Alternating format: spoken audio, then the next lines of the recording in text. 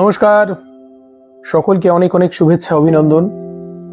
আজকে আপনার স্বপ্ন দেখা নিয়ে কথা বলবো। আমাকে একজন প্রশ্ন করেছিলেন, কদিন ধরে প্রশ্ন করছেন। একজন বলছেন স্বপ্নে সাপ দেখলে কি হয়, কেউ বলছে আমি না স্বপ্নে একই স্বপ্ন রোজ দেখি, একটা বিশেষ মানুষকে চোখের সামনে দেখি, কি হবে। কেউ বলছেন আমি স্বপ্নে গোপাল ঠাকুর দেখেছি, আচ্ছা প্রণাম করুন। আচ্ছা, কেউ বলছেন আমি না স্বপ্নে কালো ষাঁড় দেখছি। আমি কি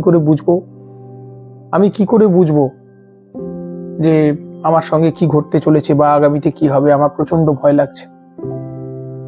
দেখুন, এই স্বপ্ন তত্ত্ব নিয়ে খনার বচন আছে, এই স্বপ্ন তত্ত্বে অনেক কথা বলার। তা প্রথমেই বলি যে ভয় পাবেন না, স্বপ্নটা স্বপ্নই হয়। আমাদের জেগে ওঠার সাথে আস্তে আস্তে এই স্বপ্নটা আমরা ভুলতে শুরু করি। প্রত্যেককে বলবো এই স্বপ্নটা আমাদের স্বপ্ন। এখন স্বপ্নে কি দেখলে কি হয়? কেউ বলছেন স্বপ্নে সাপ দেখলে আঁতকে ওঠার কিচ্ছু নেই, বাবা তোমার বংশবৃদ্ধি হবে।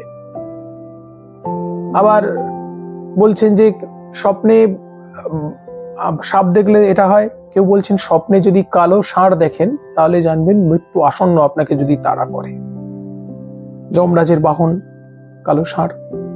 এইরকম নানাবিধ তত্ত্ব আছে। স্বপ্নে ভোজন করা দেখলে শরীর অসুস্থ হয়, এরকম নানা রকম থিওরি আছে। কোনো অসুবিধা নেই, আপনি মানুন না, আপনার যাকে ভালো লাগে মানুন, কিন্তু দেখুন এগুলোর বাস্তব জীবনে যেন এফেক্ট না ফেলে। আপনি ঘুম থেকে উঠে স্বপ্ন দেখেছেন, একটা বিভৎস স্বপ্ন দেখেছেন, আঁতকে উঠেছেন, সকালবেলা উঠে সারাদিন ওইটা নিয়ে মন খারাপ করে রয়েছেন, এটা কখনো ঠিক নয়। দুঃস্বপ্ন দেখুন, প্রিয়জন হারিয়ে গেছে, মারা গেছে, এরকম স্বপ্ন আসে মাঝে মাঝে, বিভৎস স্বপ্ন। বলবো যে সেই স্বপ্নগুলোকে স্বপ্ন হিসেবে থাকতে দিন। মনের মধ্যে আপনার রেখাপাত করেছে, কষ্ট পাচ্ছেন, তার মনে রাখবেন যে স্বপ্নে আপনি এগুলো নিয়ে ভাবছেন। যখন স্বপ্নে আমরা মাঝে মধ্যে এরকম স্বপ্ন অনেকে দেখেন যে আপনি দেশের রাজা হয়ে গেছেন, সবাই আপনার সামনে দাঁড়িয়ে আছে, এরকম কার্টুন স্বপ্ন আমরা দেখি। কিন্তু সেই স্বপ্নগুলো সত্যি হয় কি? সেগুলো নিয়ে ভাবি? সেগুলো নিয়ে কখনো ভাবি না, আমরা ভাবি নেগেটিভ স্বপ্নগুলো নিয়ে।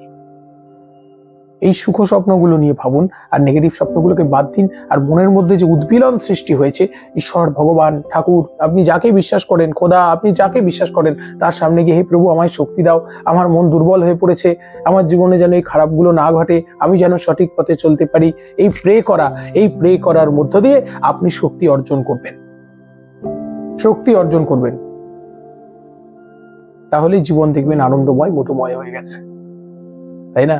স্বপ্নকে স্বপ্নে থাকতে দিন, এগোন একদম সামনে রেখে। আর যখন এইরকম ভুলভাল স্বপ্নগুলো দেখবেন, মনের মধ্যে না ঘুরিয়ে কাছের মানুষ কাউকে একটু বলে ফেলুন।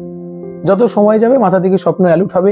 ঈশ্বরে বিশ্বাস রাখুন, ভগবানে বিশ্বাস রাখুন, সেই মতো চলুন, মনের জোর, স্পিরিট অনেকটা বেড়ে যাবে। ভালো থাকুন, আজকে এখানে শেষ করলাম, পরবর্তী পর্বে আলোচনা হবে, সঙ্গে থাকুন।